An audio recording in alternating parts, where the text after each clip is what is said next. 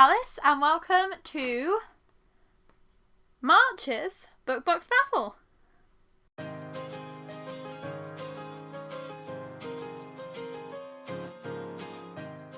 So all of the March boxes actually arrive within a couple of days of each other, and they have all arrived at the very beginning of April. So a little bit late, but not as late as some of the delays that we've been experiencing recently. OwlCrate won last month's battle, and Illumicrate won the battle before. So for 2023 so far, we've had 2 boxes and 2 winners, which means FairyLoot has some catching up to do. And as the kind of ongoing loser so far this year, I am going to open their box first and see if this month is any better. It's been a time since all of the March theme reveals and book announcements and things, so I can't remember what any of the books are going to be. I can't remember what any of the announced items were, so fingers crossed we'll get some nice surprises in here today.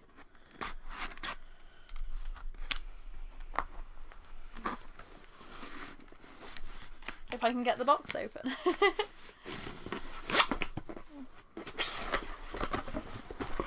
Okay. We have a Wrath metal bookmark designed by Rs28. I'm guessing this is Wrath from Kingdom of the Wicked. They seem to be featuring a lot of Kingdom of the Wicked items recently.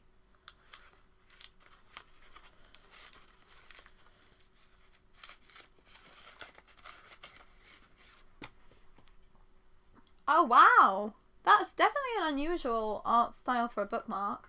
They did one similar to this last year with the Girl Who Fell Beneath the Sea, like a character bookmark that had some of these cutouts on it.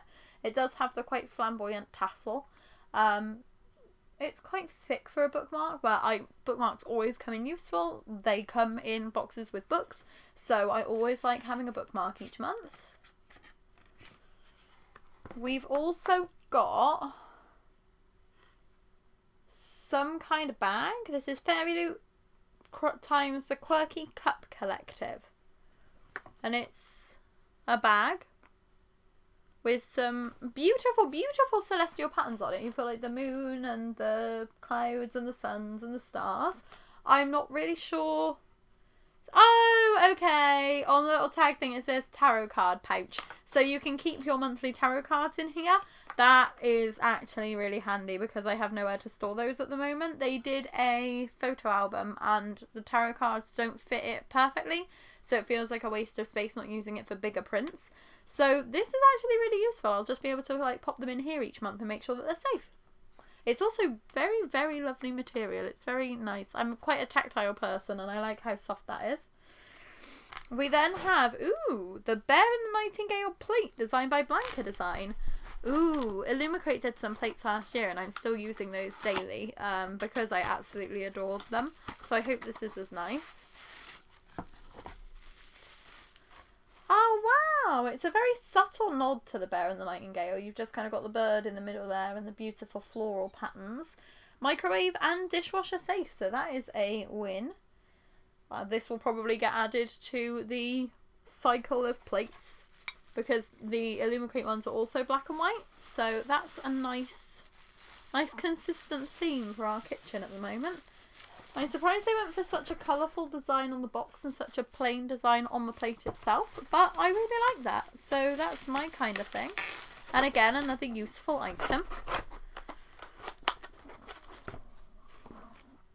And then we have, at the bottom here, the tarot cards for the month, if I can grab them, which are the 3 of Stars and the 4 of Stars. And the spoiler card, finally. So these are Elspeth and Ravin from One Dark Window by Rachel Gillig, and they are illustrated by Sarah Mirza Art. So that was the book of the month a couple of months ago. So the metal bookmark, it says it's by Monolime on the little packet. It says it's by Rs28, so I don't know if that means that the packet is designed by Rs28, but on the spoiler card it says it's Monolime. Oh, the ceramic plate is specifically inspired by the Michaela Alcano design editions, like the FairyLoot covers of Bear and the Nightingale. Then we've got, yeah, it can serve as a TBR pouch. They've also put for the tarot pouch. So I guess you can either put like, can you fit a book in there? Oh, maybe like the TBR, like instead of having a TBR jar, you could have them in a pouch. And then we also have some like stickers that are quite thick. Very pretty. I'm not good at using stickers because I don't like the permanency. I can never like make a solid decision on where I want to put them, but these are very pretty. And those are designed by No One Designs. Okay. So then we'll move on to the book. Ooh, which I can already see has some quite nice detailing on the edges there, like a little star of some description. Let's get this bad boy out. Ooh, I see foiling. Oh, I like it. Okay, so we've got the theme bookmark. We've got an art card of the characters, which is by Diana Dworak. And then we have the book, which is Seven Faceless Saints by M.K. Lobb. I've definitely heard of this one. I know the original cover is very pale, so I like the fact that they've gone with this burgundy instead. It's one of the shorter sized hardbacks, so it feels very, very small. But wow, the detailing on the sprayed edges, considering how small this book seems, that's really cool. Again, FairyLoot smashing it out of the park with the book designs, but just not quite there with the items. So we've got an end paper there with some characters in a bit of a cinch, and they are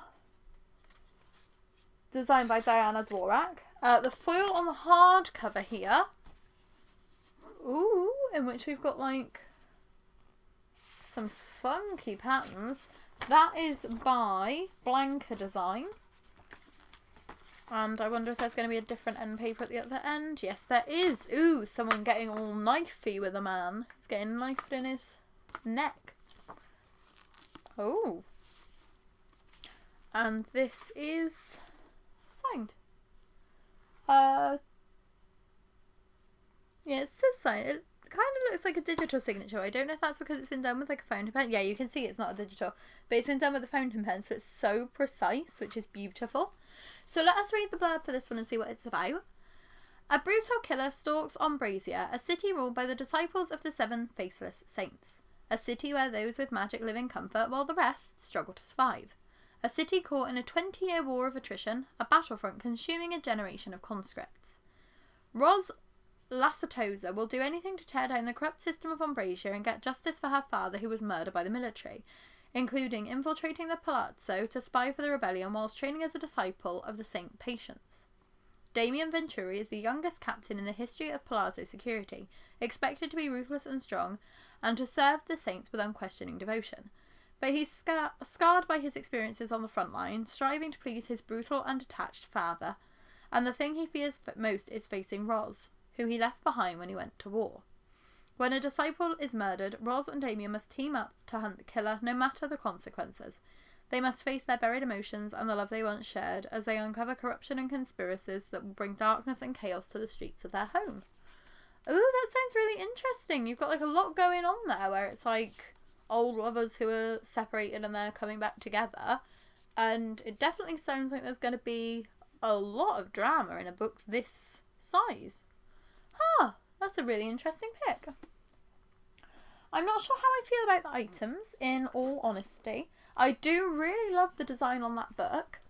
And I do quite like the plate, even though it's a bit more simplistic. Oh, my book bag is ripped. That is the first time I've ever seen that happen. These things are so thick. I'm glad the book wasn't damaged. Dang. But yeah, I'm not too sure on the stickers. But I do like the bookmark, and I do like the tarot card pouch, even though I'm not sure if that's what I'll use it for. But it's nice that they've thought of putting something in there to help us with the storage of the tarot cards, because I'm sure they must have had a lot of people saying, what am I supposed to do with these if you're not somebody who actually uses tarot? Anyway, let's move on to Illumicrate.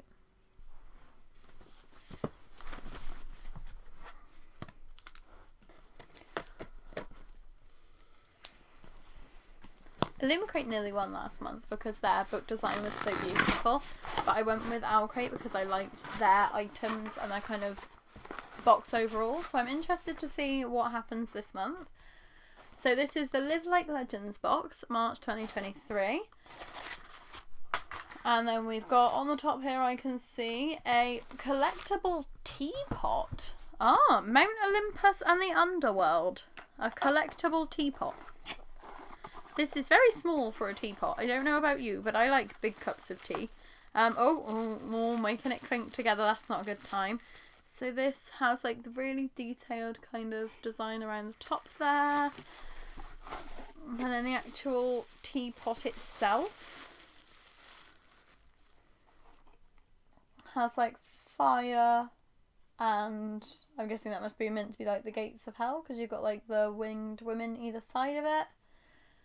And then, wow, like lots of foiling on the other side.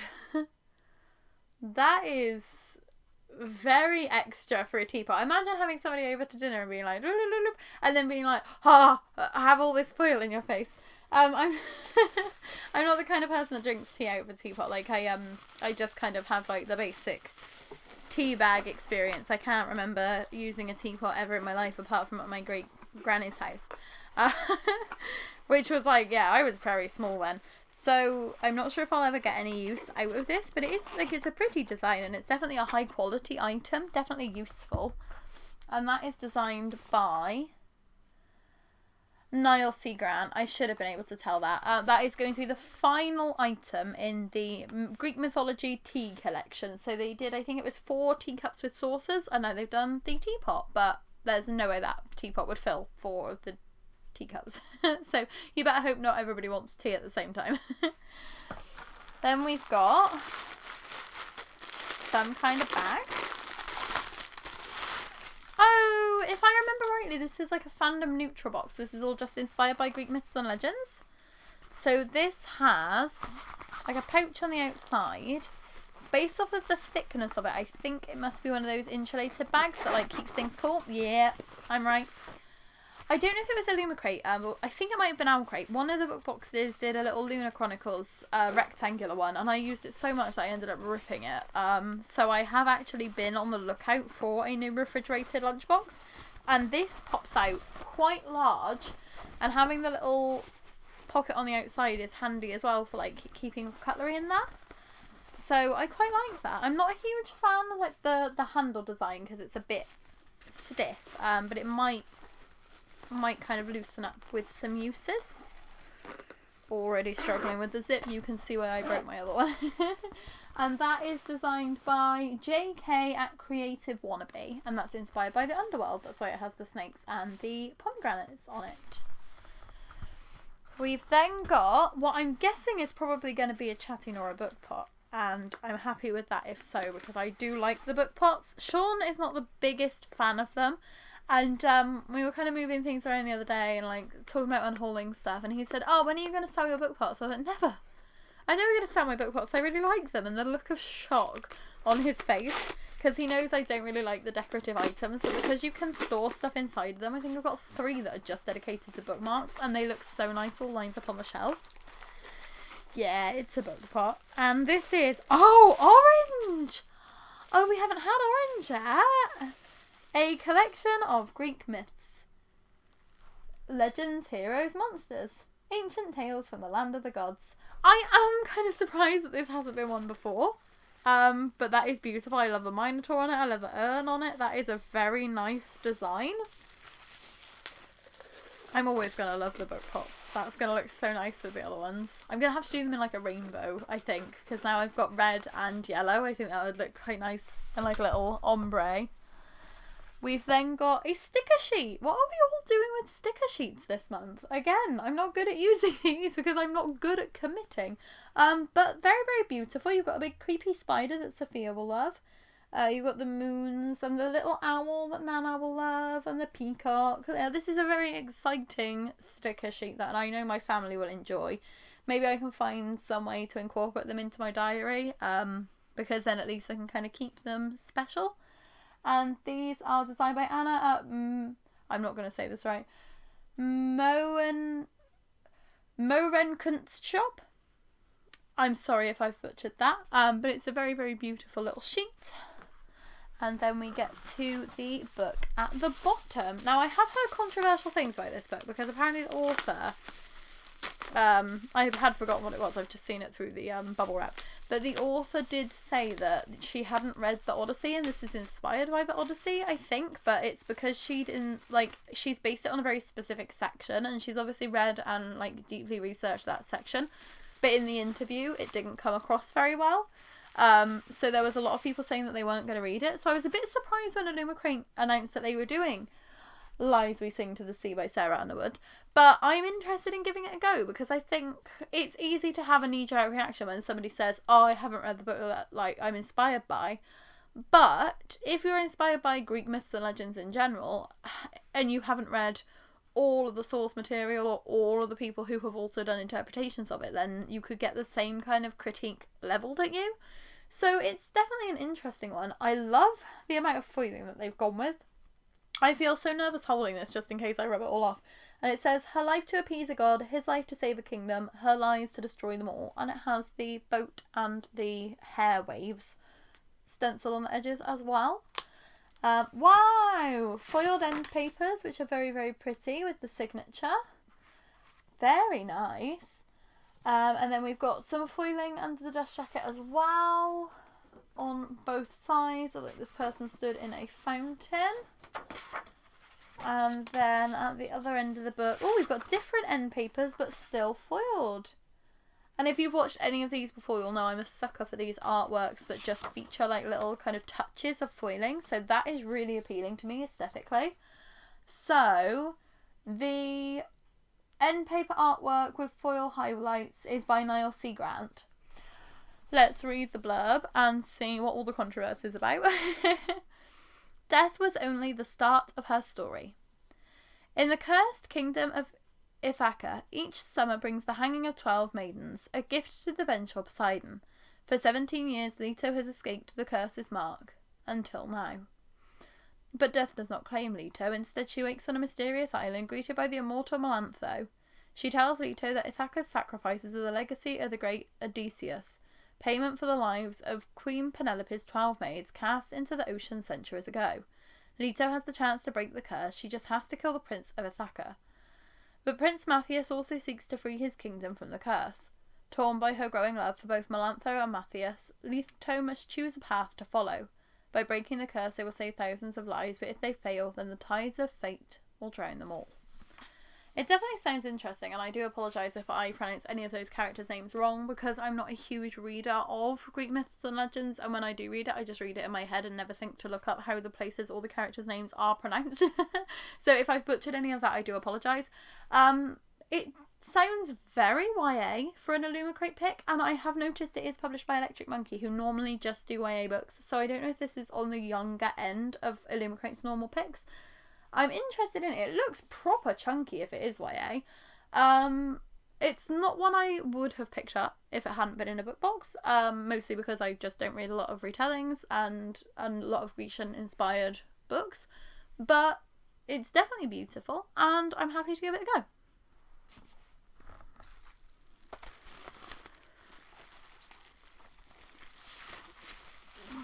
So overall, I think we're kind of neck and neck. I'm very excited to read Seven Faceless Saints, but I think I might actually like the items kind of equally, because I can appreciate the aestheticness of the tarot card pouch, but I won't necessarily use it myself. I can appreciate the aesthetic appeal of the teapot, but I won't necessarily use it myself. So the plate versus the picnic bag, lunch bag, is a very difficult choice. I think this is going to be a really hard month unless OwlCrate have done something spectacular in here. Let's find out.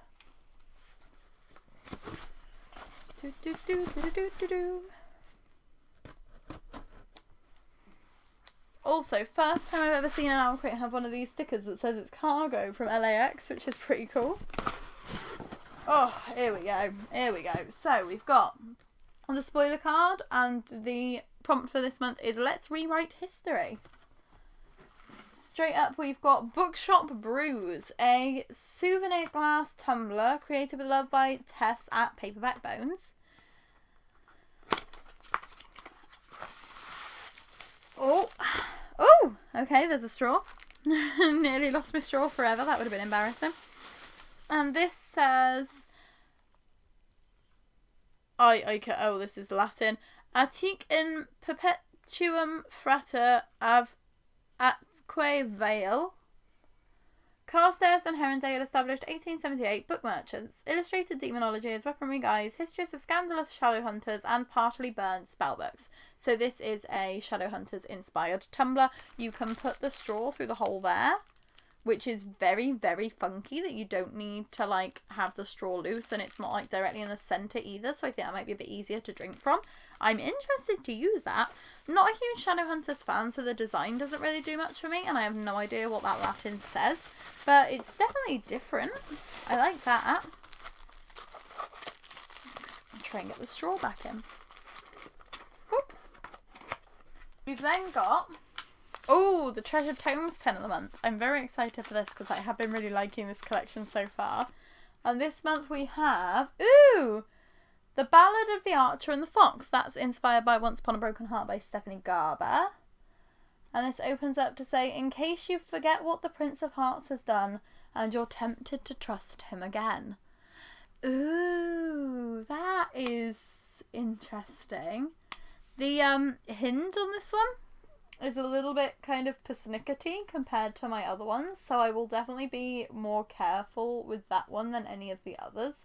But I love the colour, I love the fox design. I think, again, the detailing on these is just impeccable. And I really do appreciate them, and these are designed by No One Designs.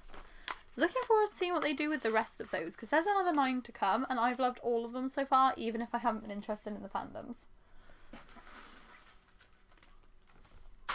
Try not to make too much mess, but also make a little bit of mess. We've then got socks!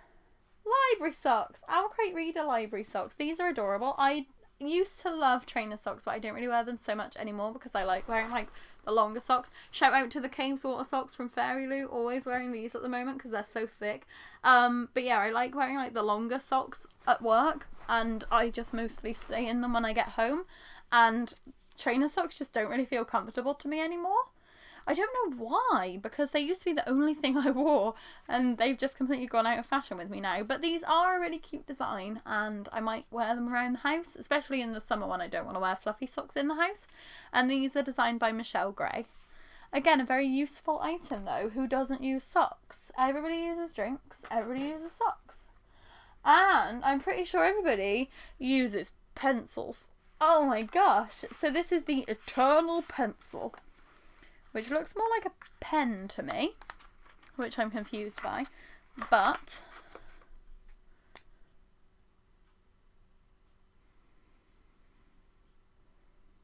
what does it do? Don't say write stuff. I mean, like, how is it eternal? We're here to make magic with words. This sounds very magical. What the hell is it? Babel-inspired Eternal Pencil is ideal for annotating books, writing TBR lists, and perhaps even translating arcane manuscripts at prestigious universities. No sharpening required with the innovating nib on this long-lasting writing instrument. With cap secure, twist the bottom portion of the pencil to reveal the eraser stored inside? How'd you, what? The what?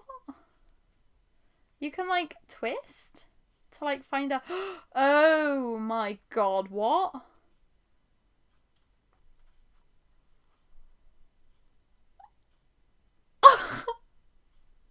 What the hell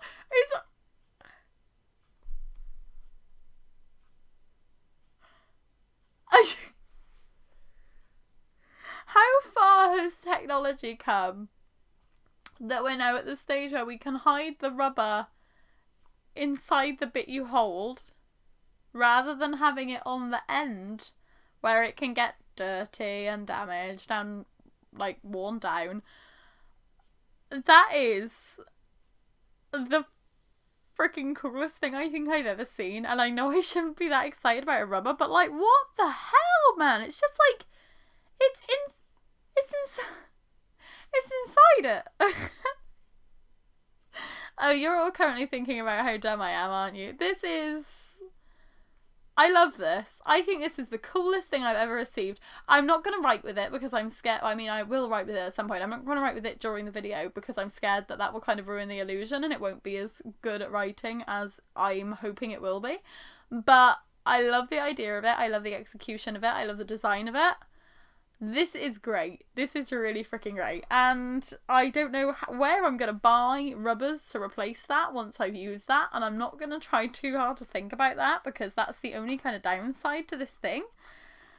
This is so innovative. Like, that is so cool. I've never seen another book box feature a pen sole that's like, doesn't need sharpening and also comes with a rubber inside it.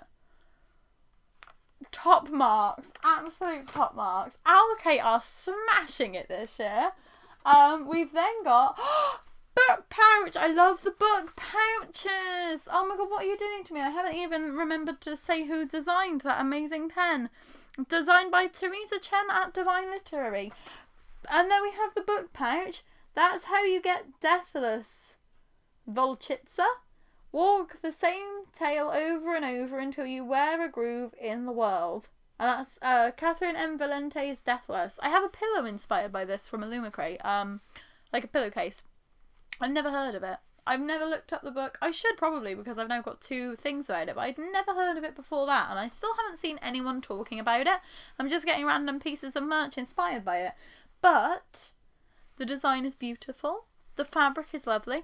I'm always sad with, not always sad because I don't know if they've always done it, but I can't remember getting a single one from OwlCrate that hasn't been like open.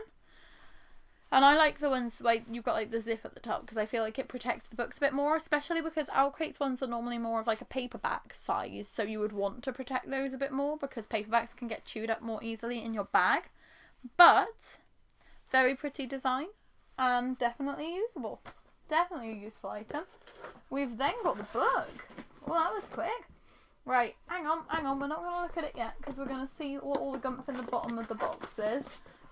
We've got the theme for next month, which is Relics and Ruins, and I've figured out what this book is, and I'm so freaking excited because it's one of my most anticipated releases of this year. We've got a little advertisement for the OwlCrate Collective. If you have an OwlCrate Collective account, hit me up. I'm on there. I don't use it much because I'm bad at social media, but I am there. I was there from day one. And then we've got the little Owl Babble magazine, like normal. And now we'll look at the book, which is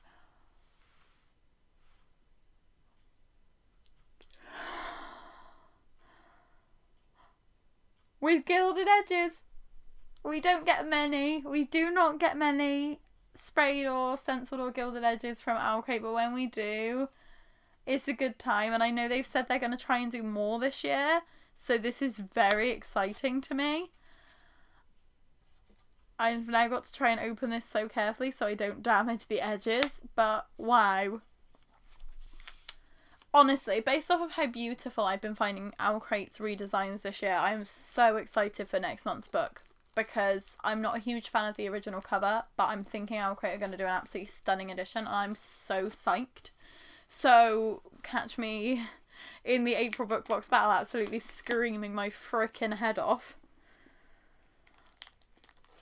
Nearly there, we're nearly there. Oh, she's nearly out. Oh.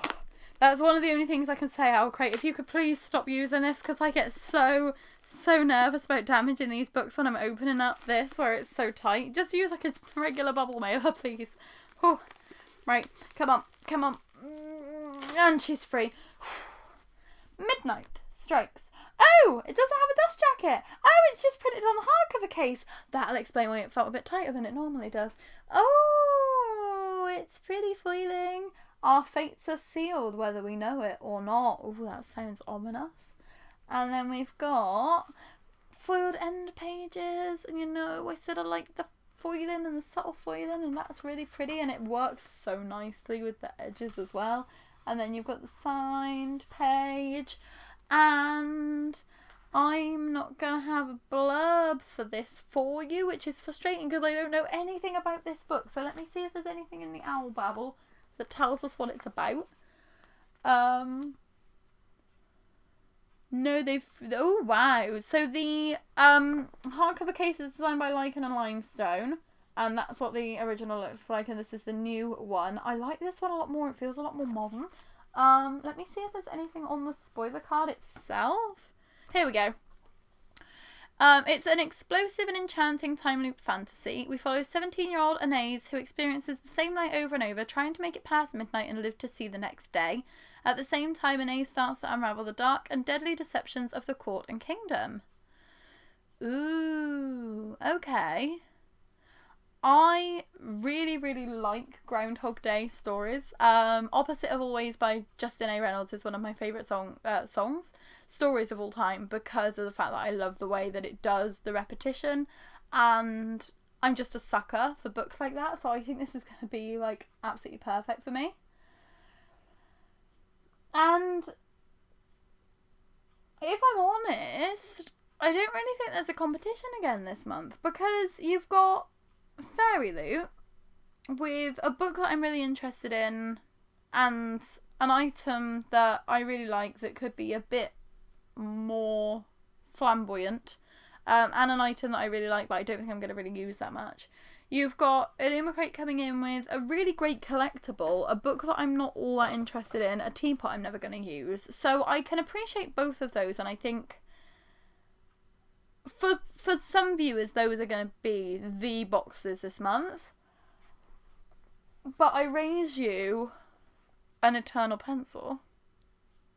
It's probably just the novelty of it, because it's not something I've ever heard of before, but the idea of this is just so freaking cool to me, and I can't remember the last time a book box battle actually kind of dropped my jaw because I was so amazed by one of the items. I can remember actually, it was when Tess Medovich did the chess set for the Raven Boys, and that was also OwlCrate. And with such a beautiful book as well, not quite as detailed as FairyLoot sprayed edges, the FairyLoot stenciled edges do really appeal to me, but this whole package, I think where they've tied it together so nicely with the foiling on the end papers, on the edges, congratulations OwlCrate, you've won your second book box battle of 2023 already, and we're only 3 months in.